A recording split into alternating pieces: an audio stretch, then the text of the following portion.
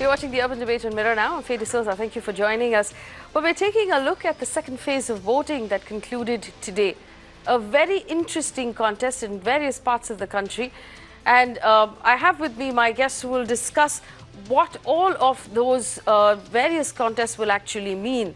But before we get there, I have disappointing news. We ran a campaign on this channel encouraging people, young people, urban people, to go out and vote. Do not take the long weekend as an opportunity to go out of town, but instead exercise your vote on a show that's called the Urban Debate. What a terrible piece of information to give you.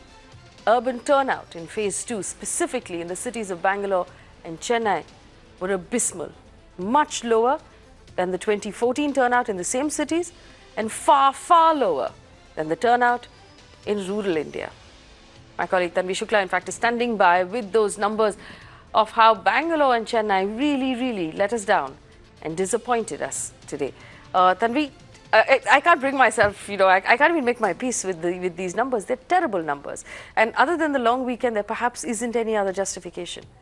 Well, that could be, yes, definitely one factor there, Faye. And, one can only hope that Mumbai doesn't go the same way in a few days from now. But you are right, the urban voter has disappointed. Now, we're just going to go bit by bit. Let's start with what the voter turnout was for the state of Karnataka and for Bengaluru. So, obviously, this is not the entire state, but the part that went to polls today.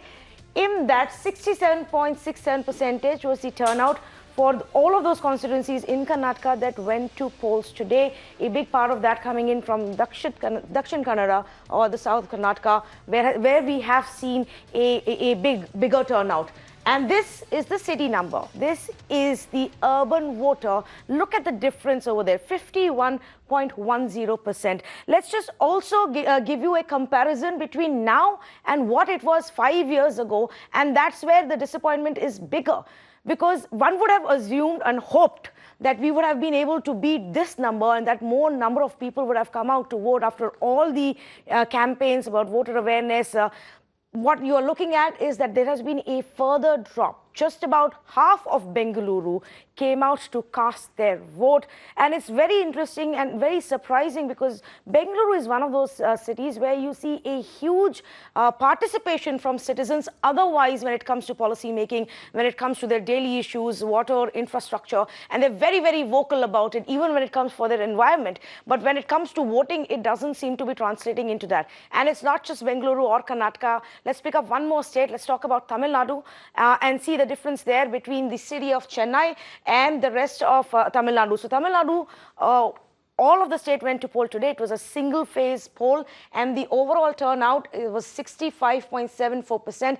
This could go up higher because Madurai was going to see polling up till 8 p.m. So it's possible that once more numbers come in, this goes further up. But this is the Chennai figure. And look at that. It's almost a 13.7% difference in voter turnout between the main urban city voter and the rest of the state. Let's also now pull up the comparison between 2014 and 2019 numbers. And there again, just like Bengaluru, you will see a bit of a drop here. So Chennai in 2014 saw 61.86%, and that's a massive fall that has come in.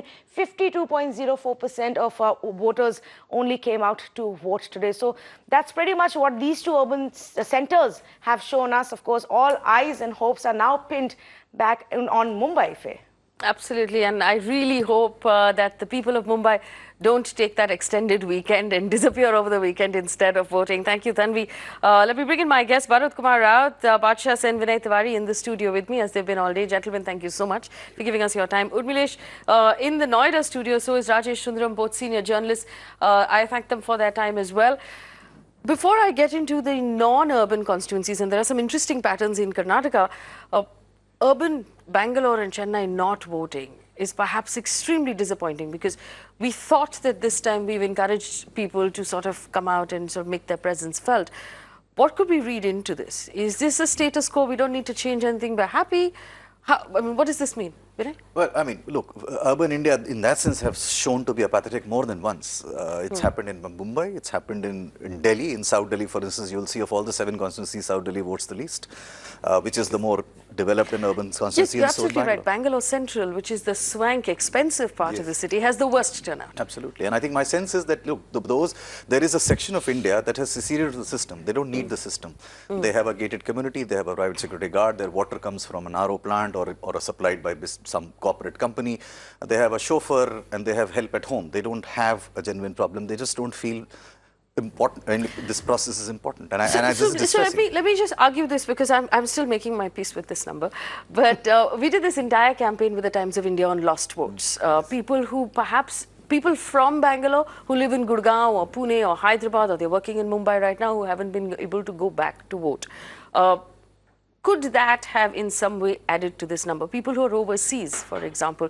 A lot of times, South Mumbai, South Delhi, Central Bangalore, people who can afford to send their children overseas to study or this, could that have been at least a factor in this? Or are we just completely lazy? If there is a gap of 16% between urban and rural, it can't be that. Just it's too large a number for it. It's in my book. I mean, there is a well-established sociological theory across the world called the secession of the successful. The successful secede from the system, and this is an example of that. And it's shown up time and again in urban areas. The system has less and less influence on their lives. Not just that. I mean, they don't have problems that every ordinary person face. I mean, you don't bother about water problems. You will crib about it because when your car gets stuck in a jam, but you're not going to go out and vote for it. And that is an apathy of the successful in India, which is a very disheartening aspect as we grow and become urbanized.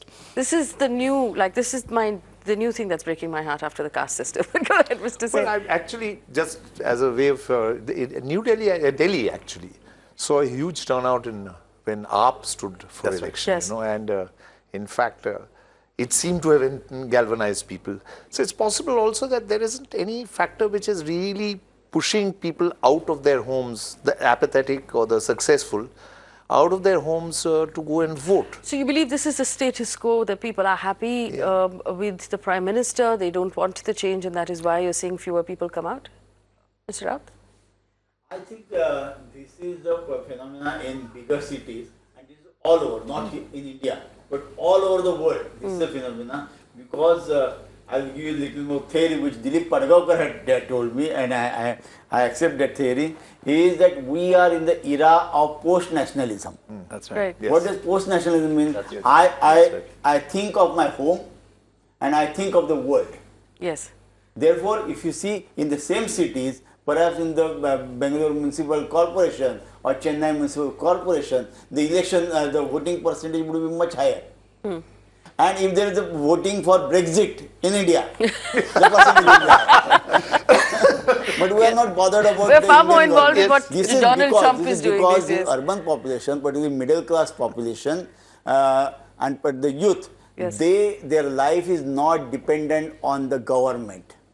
Therefore, they are not bothered about who runs the government. Yes. That's right. Yep. Which party runs the government, which MPs run the government. They are not bothered. And I just want to, this morning I wrote this on Twitter, that this is a very disappointing number, and at that point it was a little past 2 in the afternoon, and the number we had for Bangalore Central was 36%.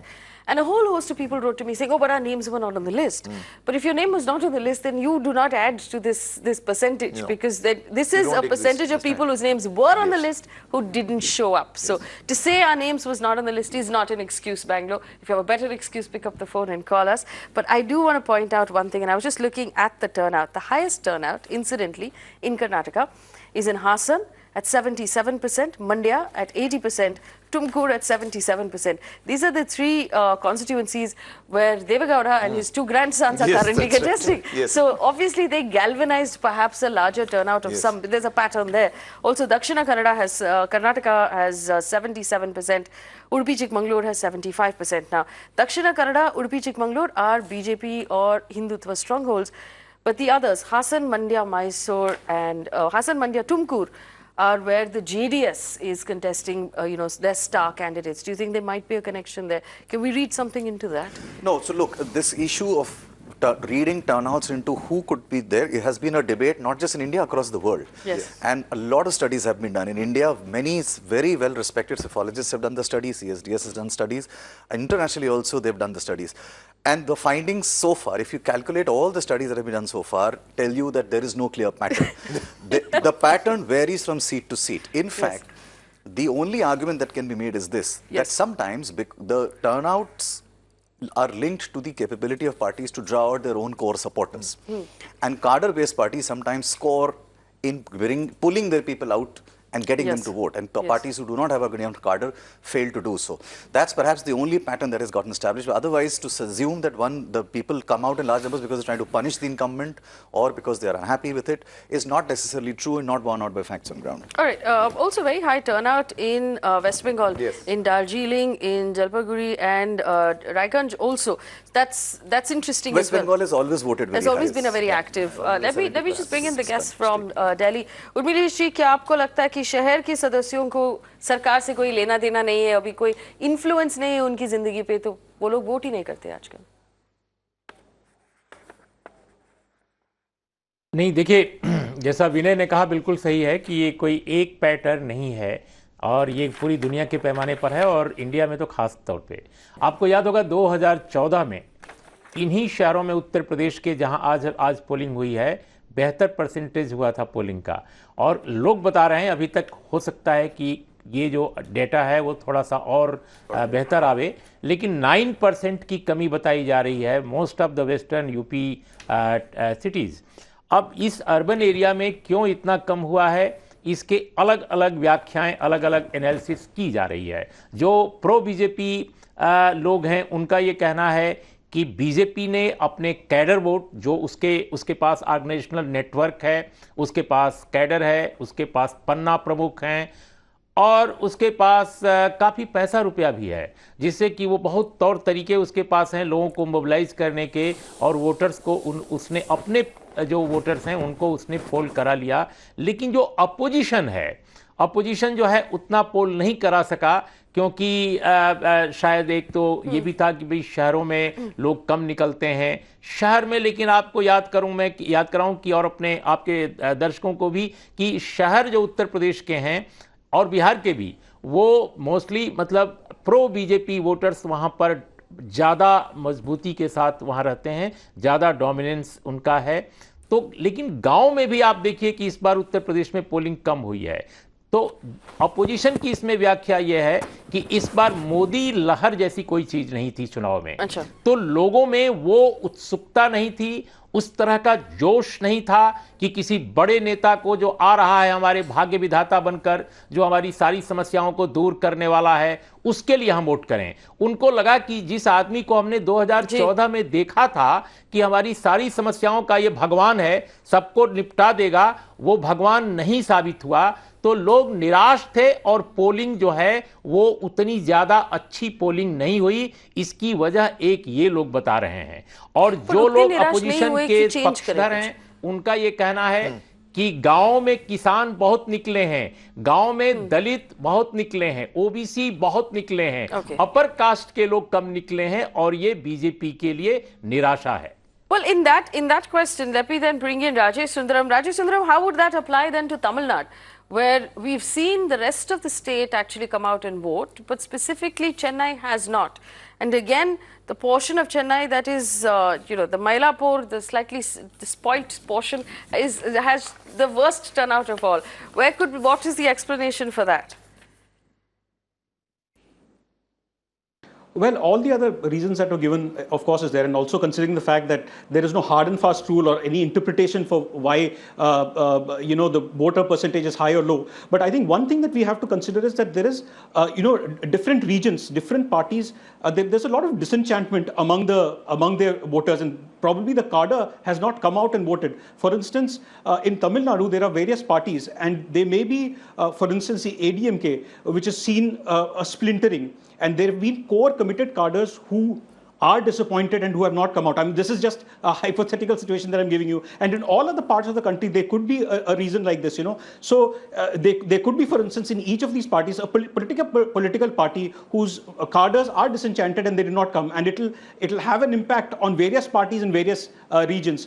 This is something that I could think of. But of course, there is no way to interpret turnouts. And I wouldn't want to speculate on that. There is just one point I want to add to it, and which is this. In psephology, for instance, in democracies, there is another factor which is called the magnet effect, which is what explains what Badsha was talking about. Whenever you have a magnet leader, whether it's a constituency level candidate or a state level leader, that turnout tends to increase. For instance, in Delhi, Arvind Kejriwal at that point in time had a magnetic force in the sense that people were gravitating towards him as an individual. It can happen at a constituency level as well. And I think in Tamil Nadu's case, with the absence of Jayalalitha and Karunanidhi both, there is a complete vacuum of any magnetic leader in that sense. And that has led to a bit of dissipation in the enthusiasm that people will have. All right, one last question before we move on to our next subject. And that's the question of the lowest turnout. The lowest turnout, incidentally, was Srinagar, not unexpected. It was at 14.05%. Srinagar in 2014 had a turnout of 25.9%, so it's halved almost. So, I mean, Farooq Abdullah is already saying thank yous. So he knows that he's not had a fairly decent run. But were you expecting the Srinagar turnout to be this low? Personally, I was. Look, 25 in itself was bad enough in 2014, but to have it almost half of it is pretty bad. And I was expecting it purely because we were discussing in the morning that I believe the situation in the valley currently is as bad as it was during the 90s, and this is perhaps an indication of that. We were also comparing with the 2017, where it was 7%. So it's actually gone a bit more than. It's come up, but somehow we haven't managed to keep those people engaged, and they've sort of gone back to only 14%. Mr. Raut, are you disappointed with Srinagar's turnout? No, it was as expected. I was expecting a single-digit percentage, but in the morning I said this. But now it has gone into 14%. It is, for me, it is beyond my expectations on the positive side. Right, beyond your expectation. Also, Assam had fairly high turnout as well. But the other conversation that we must have, while we frown a little bit at the people from the urban parts of Bangalore and Chennai who didn't vote, and I do ask the people in Delhi and in Mumbai whose voting dates are going to come up in the next couple of weeks to please go out and vote. But in the meantime, let's take a look at the other part of the discussion today. Now, we had about 95 constituencies that went into poll today, and Tanvi is going to take us through the numbers and how these constituencies actually placed in 2014. So, we'll realize that given, of course, that the entire state of Tamil Nadu is voting, that it wasn't really a list of constituencies that would do very well for the BJP. So, was there an opportunity here for the opposition parties to make the most of today? Let's take a look at the numbers. Tanvi? Yeah, absolutely, Faye. So let's just pull up the overall data that we have about the kind of seats that these parties won in 2014. Now, by no means are we saying that this is going to reflect similarly or trying to project anything for 2019, but these are the facts of 2014. In the constituencies that went to vote today, in those 95 constituencies, BJP at that point got 27 seats, Congress got 12 seats, AIADMK got 36 seats. So that's obviously a large chunk of the 39 constituencies that went to polls, and AIADMK at that point had pretty much a clean sweep. BJD in Odisha had about 4 seats. Shiv Sena got 4 seats in Maharashtra. There's RJD and parts of Bihar that went to polls where they got 2 seats, and JDS where they got 2 seats. So largely this is how the picture looked. And as you can see, there are some big players who will still remain the dominant factor even in 2019 round of elections. What we also thought we will do is pick a few of these states to give a few more talking points to our panelists as well. And we decided to start with Tamil Nadu, because this is going to be an interesting election. The fight is, going to be intense between AIADMK and DMK. AIADMK, of course, likely to will be with BJP and part of that NDA, that they got 36 seats then, and PMK got 1 and BJP got 1. DMK this time is hoping to get a lot more. So how will that change the entire number dynamics? And the number math for the opposition is interesting, because obviously DMK has aligned themselves with the UPA, with the Congress party. So that will be one interesting state to watch out for. In 2014, in Karnataka, it was pretty much an even split between BJP and Congress, 6 seats each and 2 for the JDS. And so this is another place where the opposition will look to perhaps, strengthen themselves, consolidate their votes and get an edge over the BJP. Another state that we thought will be interesting to pick up and see how things play out and put in perspective for you was Odisha and Uttar Pradesh. And we're just going to fire those for you. And so this is Odisha. where BJD and Mr. Patnaik got 4 seats in 2014 and BJP got 1. So it will be interesting to see if Mr. Patnaik is actually able to hold on to this, or under the leadership of Amit Shah and the kind of plans and vision he had for Odisha, if BJP actually manages to make few more inroads there. And the last one, it was a clean sweep for BJP, of course, in Uttar Pradesh in 2014. 8 seats that went to poll, all 8 of them went to BJP in 2014. Will the Gathbandhan be able to take some away from BJP this time? We will have to wait and watch, Faye. Well, Tanvi, actually the only point I'd like to make, if we go back and we'll ask the studio director to go back to your Tamil Nadu graphic, the first one that you put up on the screen. And the thing that we'll have to remember, and our audience will have to remember, is that you've got a photograph there of Mr. Paneerselvam. But Jayalalitha was around at that time when they swept the 36 out of 39 seats, and that would explain the sweep. She's not around anymore. So will the AIDMK be able to, repeat a sweep like that? And given the fact that Tamil Nadu normally swings from AIDMK to DMK, the polls have largely told us that the swing will be towards the DMK this time. So, if we were actually looking at the 2014 chart, the photograph would have been different and the reality would have been very different. And that one photograph change actually, I believe, will make a large change in Tamil Nadu in the way Tamil Nadu has voted today. And that's perhaps something. And if you put up your full chart of all of the seats, you'll realize in this phase, it's the AIDMK that has the lion's share. So that will be the swing factor, in my opinion, at least in this phase as well. So, Tanvi, thanks so much for taking us through all of those numbers, putting it up so easily, or so simply to understand. To the panel, will this be a phase for the opposition? Was this an opportunity for the opposition to work extra hard? Because all of the seats that went in today, at least, were not specific BJP seats. I mean, when we're talking about then, Gorakhpur and Varanasi, then we're talking about BJP seats. Gujarat, for example. These are not BJP seats. So, could they have worked harder? Did they work hard enough? Was this their opportunity? The only state where there were all BJP seats was UP, because they won everything pretty much last time around. But the rest of the phase, frankly, wasn't the BJP phase at all. Tamil Nadu is a swing state, and they always write piggyback on somebody else. It's not their state. Maharashtra, even in Marathwada, for instance, the Congress did have 3 seats there. And so in Karnataka, there was a split. Even in Bihar, for instance, it was all RJD, and the JDU seat was actually when JDU was contesting against Narendra Modi and not with him. So there was a big difference there as well. Yes. I think here the 4 seats of the Sena, for example, is the only, among the entire lot, is the only lot that we know for sure is going to go to the BJP. But other than that, we don't know how the AIDMK is going to do. And the rest of them are all in opposition. Mr. Sen? I was just thinking that since we were looking at a sort of urban-rural divide, there's one, of course, there's a normal trend where there is always this urban-rural divide. The city slicker has lots of other things to do.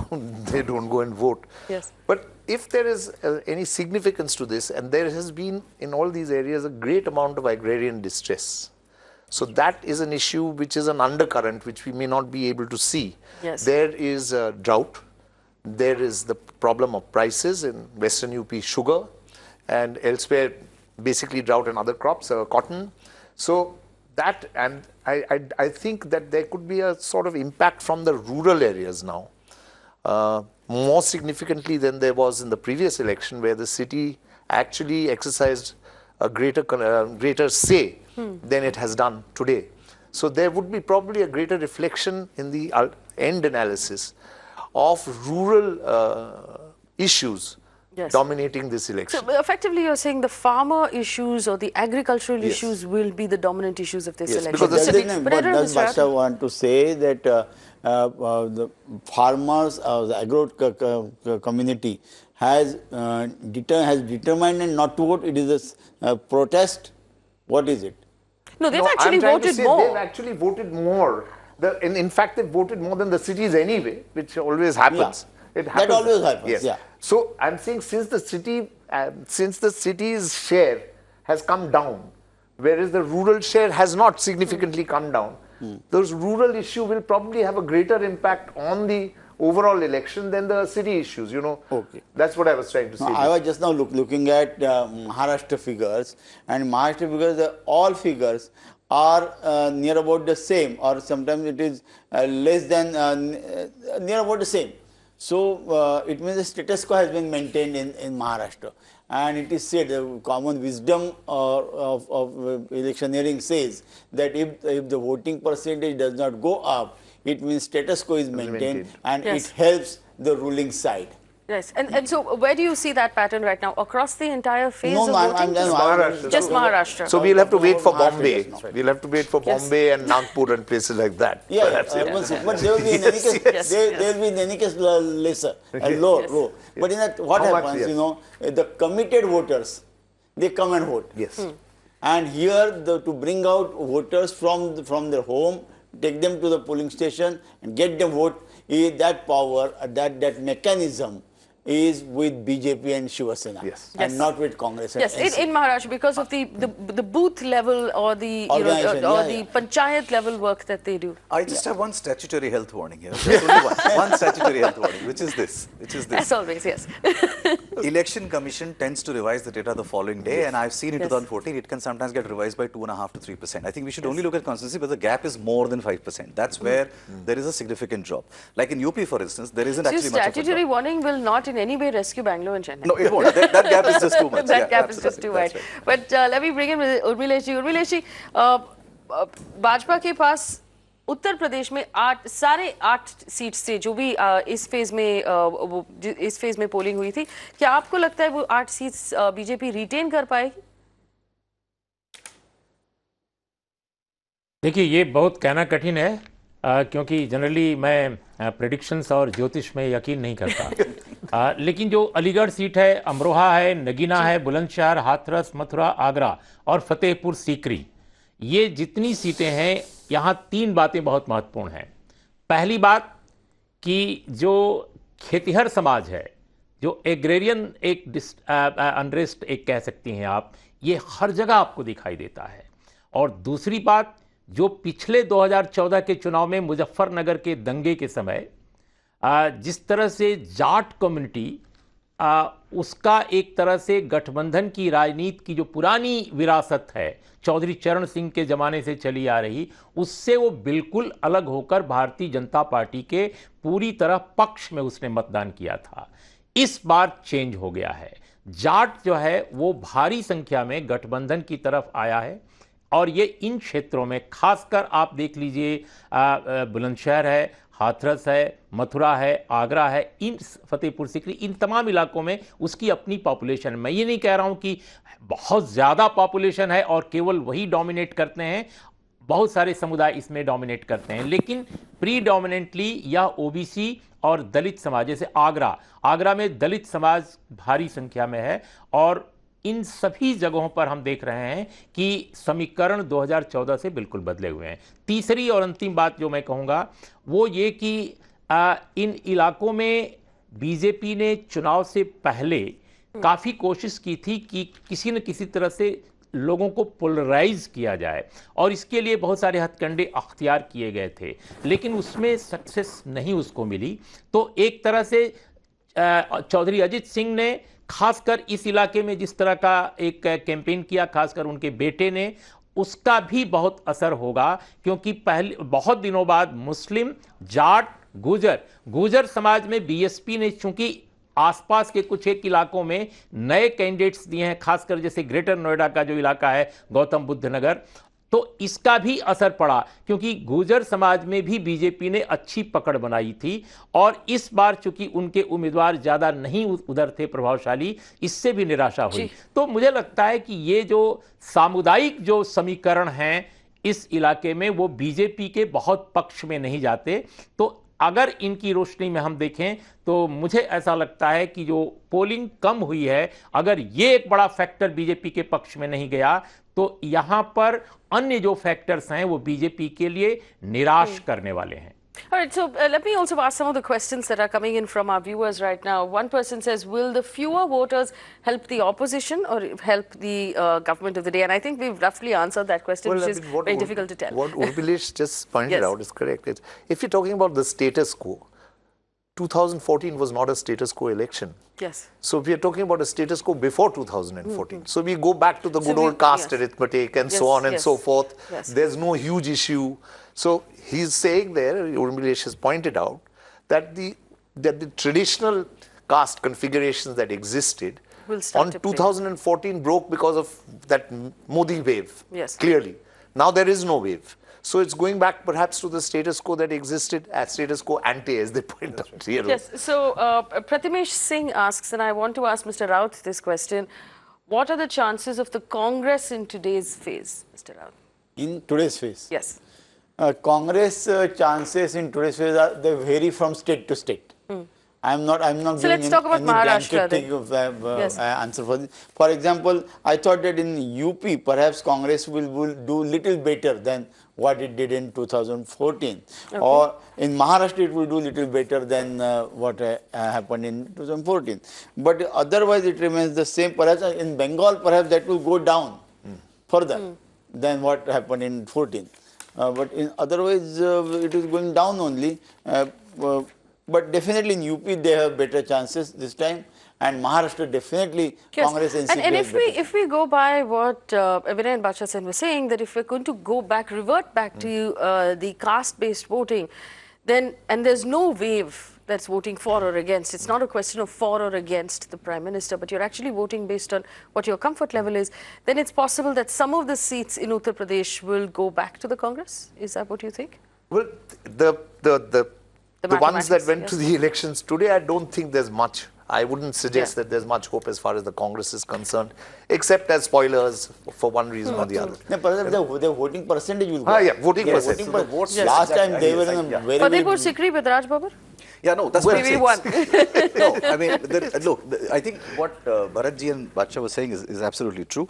If the quantification of doing better should be in terms of vote share and not seats. Okay. There's going to be no significant difference in the seats that they come back with. Okay, there is going to be no significant difference. More very interesting questions. Carol wants to know, will AIADMK do a sweep of Tamil Nadu despite their horrible work this term? And I'll take that question to Rajesh Sundaram. Rajesh, do you believe AIADMK will do a sweep? And I just want to point out to our to the rest of our audience, when the whole tussle was happening in Tamil Nadu, the citizens felt horribly neglected. Chennai as a city was horribly neglected. Other parts, the coastal parts, the fishery-driven parts of Tamil Nadu felt horribly neglected. Do you expect the AIADMK to do a sweep again, Rajesh?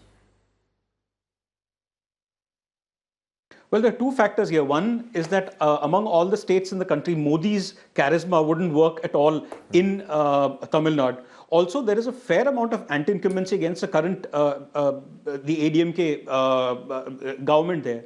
Also, the fact that the TTV Dinakaran faction and the community that votes for them is also out of this. The sheer probability of that happening is very, very minimal. Also, the gains from all of this would go to the Congress DMK alliance in Tamil Nadu. So sweeping like they did in 2014 without Jayalalitha, with a fractious lot that they have become now, also with the burden of the anti-incumbency and the various factors, from the handling of the cyclone to the Sterlite agitation to the acquisition of land to the farmers' distress, all of those will go against them, and they'll be nowhere near 2014. Yes. A quick question, and since we saw the visual of Mr. Chidambaram PCG on the screen, through this entire Nyaya process, Chidambaram was functioning like a sort of quasi-finance minister to Rahul Gandhi, but he decided not to contest and actually, field his son instead. Is that a surprising decision for you? Not really, because, sorry. No. And he's contested from Shivaganga for a very, very long time. If you ask me personally, I think he took a strategic decision. Yes. His son is facing cases, and it helps you when you are a member of parliament. Yes, that's true. Okay. So, and also, it's been the DMK has helped him a lot in the past. Yes. Also without the DMK, I don't think he'd have won in Shivaganga earlier. So I think this time it's propitious for both reasons. Is the DMK is there. The strategy could be a little different. See, Chidambaram is already in Rajya Sabha. Yes. He has 4 good years to go. Yes. He has completed only 2 years. Yes. So perhaps the party must have thought that if Chidambaram gets elected here, then he'll have to quit from Rajya Sabha. And in Maharashtra, you have BJP and Shiva Sena in power. So in any by-election, it is always the ruling party. Their candidate gets elected. So it means in Rajya Sabha, Congress will be losing one more seat. So perhaps that must be the strategy that yes, you are happily sitting there in Rajya Sabha for the next 4 years, be there. let your son contest from here. Yes. So they have nothing to lose. If at all, they will gain. Yes, nothing to lose. Very interesting analysis. Let me just ask some more questions. We have a question here from Uday Shankar saying, are farmer issues pertinent only in North India or in the entire nation? I think the answer to that is fairly obvious. Absolutely. We've seen farmers from Tamil Nadu, from Karnataka, from Maharashtra go out across, we've had farmers protest from across the country. Andhra Pradesh, for example, we've had some farmer protests. In fact, the only place where farmers have not protested is Telangana, where they had that very interesting, and Orissa, where they had very interesting projects going for farmers, and perhaps that was the only state where we didn't see any sharp protests. One last question. Wajid Ali says, what is the point of governance when parties will win votes on booth level campaigning and on castes? I'm going to leave it to the two of you to answer that question. It's a fair question. I can imagine where he's coming from. So what is the point of having all of these conversations about governance and programs and success or failure if at the end of the day people are simply going to vote based on caste? No, look, I mean, look, there is a lot of truism that people do vote on the basis of caste. There's no doubt about it. But I wouldn't say that development or surround sound development doesn't play a role. It certainly plays a role, and it plays a role depending on sometimes the seats. Caste adds as a plus factor for sure. I mean, in a tightly held contest, it does matter if there is a tightly held, the caste does matter. But it's not as if it's like completely absent. I mean, and also, there is also shelf life for that on a particular, like for instance in Bihar, Lalu Yadav ruled 15 years purely on the basis of making the Muslim community there insecure about, since he arrested Advani after Rath Yatra, he never lost that election because he constantly made them feel that this is where the danger is. But people ran out of patience after 15 years and they threw him out pretty badly when Nitish Kumar won. So there is a shelf life to something like this, and I think that in certain parts, work or the lack of it does make a difference. Well, I do believe that in a certain perverse sense of the word, this present system that we have, which some cartoonists put is, which is you vote your caste instead of casting your vote. Yes. In the aggregate, it happens that if you take, as we say, arithmetic, and Vinay added trigonometry to the mix. If you take that, a sizable number of caste voters vote for make for a sizable number of votes in the end in each constituency. It's not as if the other castes are left out. So there's a sort of social configuration going on at each level where one caste may be dominant, but the others will follow. So usually when a majority is arrived at, it is a mixture of the various castes. I see Mr. Rao disagrees. I think this is a bit pessimistic question and pessimistic view taken by my fellow panelists. Yes, castes do play a role in at the booth level. It does not mean that the rest of the work or campaign that happens has no meaning. Because after all, how castes decide to vote? They decide to vote not only because the candidate is that of that caste, but because of some developments happen during the 5-year term, and then the caste decide to go that way. Like for example, in Maharashtra, there is an OBC issue. Yes. There is a Brahmin issue. There is a Maratha issue. Particular Maratha issue is bigger than all the issues. So if that issue remains on fire, then the people of that caste would decide to vote that way. Yes. It does not mean that only caste play a role. The developments that happen, and if you bind them in a caste, then that is reflected, that is manifested in that type of vote. I don't think it is the only reason. That's okay. Urmilesh ji has a point to make as well. Go ahead, please. Yeah. I will make just 2-3 points small.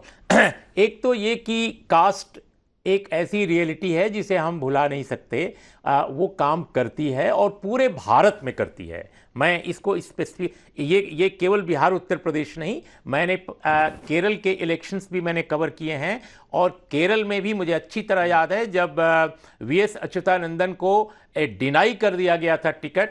Chief minister बनने की बात छोड़ दीजिए, जब प्रकाश करत, जब उस समय पोलिट ब्यूरो में उनके साथ मेजॉरिटी थी, लगता था कि वीएस अच्युतानंदन नहीं कॉन्टेस्ट करेंगे, लेकिन पूरे सीपीआईएम में जो खासकर इड़वा जो बेस था उनका, जो उस समुदाय के लोग जो केरल के कम्युनिस्ट आंदोलन में जिनका बहुत अमूल्य योगदान रहा है, उन तमाम लोगों ने सबसे ज्यादा मोबिलाइज किया, चाहे वो दिल्ली में रहते हों, चाहे वो मालापुरम में रहते हों, या वो न्यूयॉर्क में रहते हों, या वाशिंगटन में रहते हों, सबने जबरदस्त मोबिलाइजेशन किया। सीपीएम को घुटने टेकना पड़ा था और मालापुरम से आई मीन वो चुनाव लड़े, चीफ मिनिस्टर बने भी एस अच्युतानंदन। तो कास्ट काउंट करती है, पहली बात तो ये है। दूसरी बात ये कहूंगा कि इसके लिए आमतौर पे जो पढ़े लिखे लोग समाज के हैं वो ये समझते हैं कि ये हमेशा ऐसा होता है।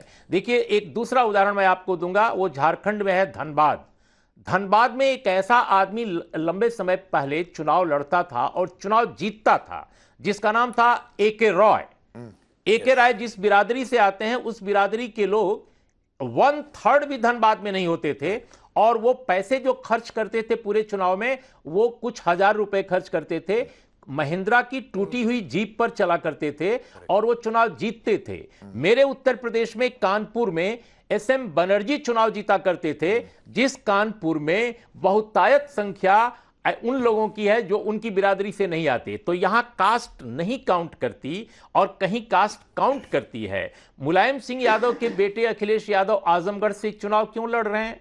क्या वहां पर यादव और नहीं थे जो उस एरिया के हों, जो चुनाव लड़कर के चुनाव जीत सकें? सिर्फ इसलिए लड़ रहे हैं कि उनको यह रिस्क है कि कहीं अगर सेंट्रल यूपी में या दूसरी जगह लड़ें, कहीं बीजेपी उनको हरा न दे, कहीं कोई ऐसा कैंडिडेट ना आ जाए जिससे हमारी समस्या दूर हो जाए। वो आजमगढ़ को लेकर श्योर हैं कि वहां हम चुनाव जीत जाएंगे। इस तरह वो अपनी एक सीट खराब कर रहे हैं। वहां अगर आजमगढ़ के किसी और व्यक्ति को वो चुनाव लड़ने देते तो शायद वो उन्नाव में, कन्नौज में कहीं भी चुनाव जीत जाते। तो मेरा यह कहना है कि भारत में जाति एक ऐसी रियलिटी है जिसे लंबे समय तक इस देश के इंटेलेक्चुअल डिनाई करते रहे हैं।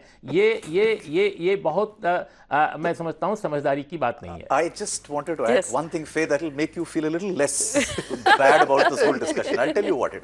No, and I genuinely believe in this. Politics is about creating the concept of victimhood. Caste alone doesn't work, but making a victimhood feeling in a particular caste does work. For instance, even in the US, for instance, Trump has made the whites feel like the victims. In India, we are making the majority feel like victims. However, farther from it may be from the truth. Politics is the art of making you feel like a victim. Now, when caste is used and they are aggregated on the basis of feeling like victims, it works.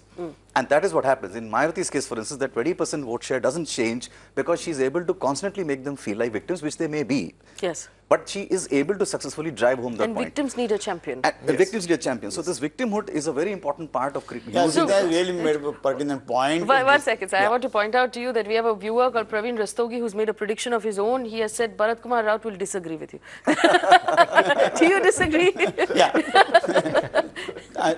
My point is, at many places, though some castes are in majority, you create an atmosphere that injustice has been perpetuated on them. For example, in Gujarat, the Patidar community. Yes. Patidar community is a rich community. Traditionally, we read everywhere. They are in majority also. Even then, the opinion that has been created that Patels are in a misery. And that unites you Patels. In Maharashtra, Marathas. Marathas has been the ruling community all the while. All sugar factories are with them. Yes. The children sit and study in America or some Western country. Even then, the picture that has been created within and outside the community is that the injustice has been perpetuated upon them. So these things make the community united. Yes. And that. Yes, so I actually want to ask you then, since we're talking about Maharashtra, there were 10 seats in Marathwada that went up for poll today. We'll just pop that up on the screen if we may. Do you believe, and there was a split as we saw, the Sena had 4, there was Congress and there was BJP as well. Do you believe that the BJP will retain some of that or they'll continue to, does the BJP have a stronghold in this area, as it did maybe in Vidarbha? I think BJP has retained its sway in most of the constituencies that they won last time. Of course, couple of seats they will be losing, or a couple of seats they will win also. Yes. God knows what will happen. Like for example, in the seat of Satara, that voting is yet to happen. But that is that No, but falls in that type of thing. specifically talking about the polls that were today. So if we talk about the big fights, for example, there was Amravati, Beed, Nanded, Solapur. Sushil Kumar Sinde, for example, defending in Solapur. Do you believe that the BJP has influence in these constituencies at this point?